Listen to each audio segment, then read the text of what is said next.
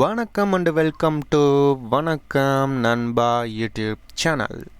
So நம்ம DaVinci Resolve இந்த வீடியோவோட நம்ம கம்ப்ளீட் பண்ணுறோம்.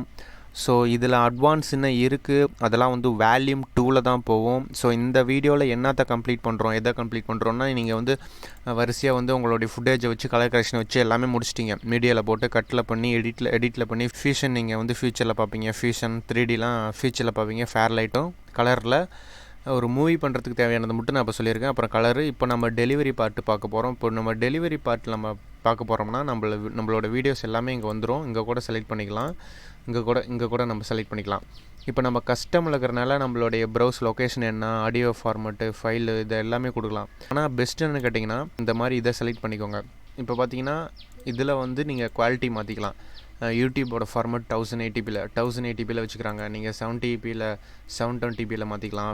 விமியோ ஃபார்மெட் இருக்குது. இந்த ஃபார்மெட் கஸ்டமில் போய் நீங்கள் இதே செலக்ட் பண்ணாலும் இதுலேயும் வந்து ஃபார்மெட் மாற்றிக்கலாம். இதில் வந்து இதுதான் பெஸ்ட்டு. ஸோ இந்த மாதிரி நீங்கள் வந்து உங்களுக்கு தேவையான ஃபார்மெட்லாம் நீங்கள் வந்து கொடுத்துட்டு ஆட் டு ரெண்டர் கியூ கொடுத்தீங்கன்னு வச்சுக்கோங்களேன். உங்களுக்கு வந்து எந்த இடத்துலன்னு ஃபஸ்ட்டு செலக்ட் பண்ண சொல்லுவோம். ஏன்னா நம்ம ப்ரௌசரில் என்ன செலக்ட் பண்ணல, என்ன லொக்கேஷன் டெஸ்க்டாப் போட்டுருங்க, செலக்ட் பண்ணிடுங்க, ஓகே கொடுத்துருங்க, ஆட் ரெண்டர் கியூ கொடுத்துட்டிங்கன்னா உங்களுக்கு ஆட் ஆயிரும்.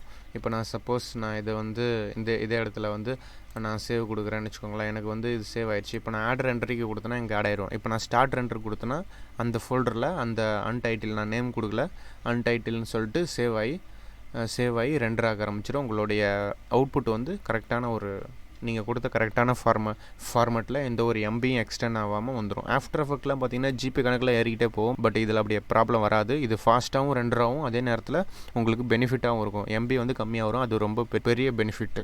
ஸோ DaVinci Resolve நான் கம்ப்ளீட் பண்ணிட்டேன். இதுக்கு மேலே இருக்கிற அட்வான்ஸ் ஃபியூஷன் ஃபேர்லைட்லாம் வால்யூம் 2ல் வரும். இது வந்து வால்யூம் 1. ஸோ இதோட குரூப்பை நான் வால்யூம் 1ன்னு தான், இதோட பிளேலிஸ்ட்டில் வந்து நான் வால்யூம் 1ன்னு தான் நான் போட போகிறேன். ஸோ இது வந்து எத்தனை பேர் ஸ்டார்டிங்லேருந்து பார்த்தீங்க இல்லை பார்க்காதீங்க அது எனக்கு தெரில.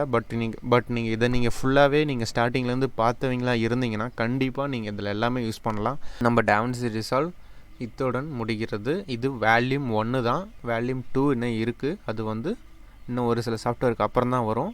So thank you. நம்ம அடுத்த சாஃப்ட்வேரில் நம்ம பார்க்கலாம். Thank you very much.